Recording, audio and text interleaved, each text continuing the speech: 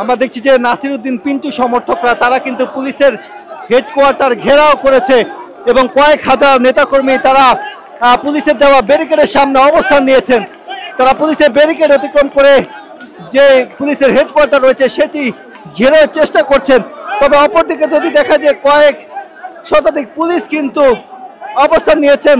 অপরদিকে কয়েক হাজার বিএনপি এবং নাসিরউদ্দিন পিন্টু সমর্থক যারা রয়েছেন সেই সকল নেতাকর্মীরা তারা কিন্তু অবস্থান নিয়েছেন। তারা মিছিল নিয়ে কেন্দ্রীয় শহীদ মিনার প্রাঙ্গণ থেকে পুলিশ হেডকোয়ার্টার পর্যন্ত এসেছেন।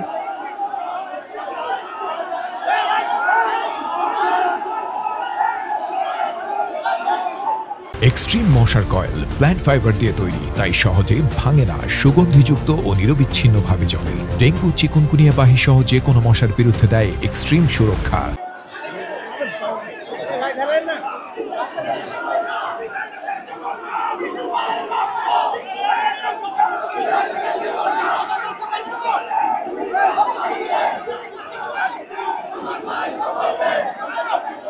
কিন্তু পুলিশের ব্যারিকেড অতিক্রম করে ভিতরে যাওয়ার চেষ্টা করছেন, যেমনটি আমরা দেখছি এই মুহূর্তে।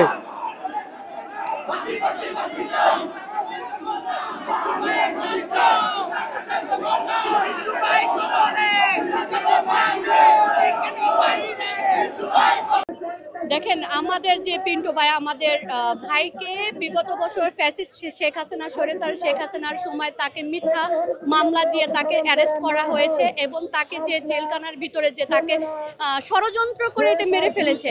তা আমরা এখানে চাচ্ছি আজকে আমরা এই তার পিন্টু ভাইয়ের জন্য, সে আমাদের একজন সহযোদ্ধা ভাই ছিল, সে আমাদের দলের জন্য অনেক কিছু ছিল। তাকে শেখ হাসিনা স্বৈরাচার শেখ হাসিনা এটা পরিকল্পনা করে তাকে মেরে ফেলছে। তা আমরা চাচ্ছি যারা এই খুনের সাথে জড়িত, তাদের আজকে আমরা এখানে তাদের বিচার চাচ্ছি। এবং আমরা এই খুনের সাথে যেহেতু তখন বাহারউদ্দিনের নাম উঠে আসছে, আমরা চাচ্ছি বাহারউদ্দিনের এখানে সে এখন বাইরে কেন, তাকে আইনের আওতা নিয়ে আসা হোক, আর পিন্টু ভাইয়ের হত্যার মামলা তাকে বিচার করা হোক। আমরা চাচ্ছি সর্বোচ্চ শাস্তিটাই চাচ্ছি। আমরা চাচ্ছি তার এই পিন্টু ভাইয়ের সাথে যারা জড়িত তাদেরকে সবাই আইনের আওতায় এনে তাদেরকে বিচার করা হোক এবং তাদের সর্বোচ্চ সাজাটা দেওয়া হোক, ফাঁসিটা দেওয়া হোক।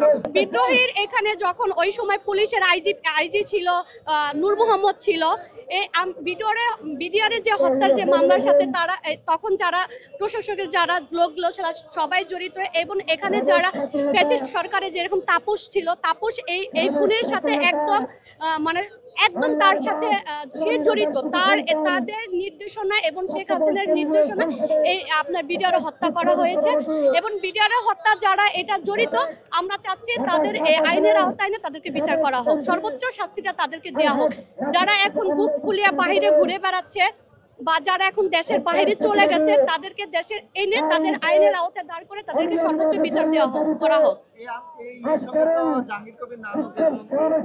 হ্যাঁ, যারা এটার সাথে যারা জড়িত, যারা এই দেশ থেকে এখন পলাতক, যারা দেশের বাইরে চলে গেছে এবং যারা আইনের আওতায় এখনো বাইরে আছে বা বাংলাদেশের বাইরে থেকে যারা লুকিয়ে আছে, তাদেরকে আইনের আওতায় নিয়ে আসা হোক, তাদের সর্বোচ্চ বিচার করা হোক।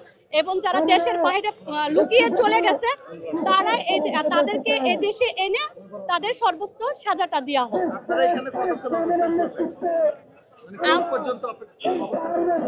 আসলে আমাদের যতক্ষণ পর্যন্ত আমরা যেহেতু পিন্টু ভাইয়ের বিচারের জন্য আমরা রাজপথে নেমেছি, যতদিন পর্যন্ত পিন্টু ভাইয়ের বিচার সঠিক বিচারটা হবে না বা তাদের এই পিন্টু ভাইয়ের হত্যার সাথে যারা জড়িত তাদেরকে সর্বোচ্চ সাজাটা যতদিন পর্যন্ত দেওয়া হবে না, আমাদের এই আন্দোলন, আমাদের এই রাজপথে থাকা হবে ইনশাল্লাহ।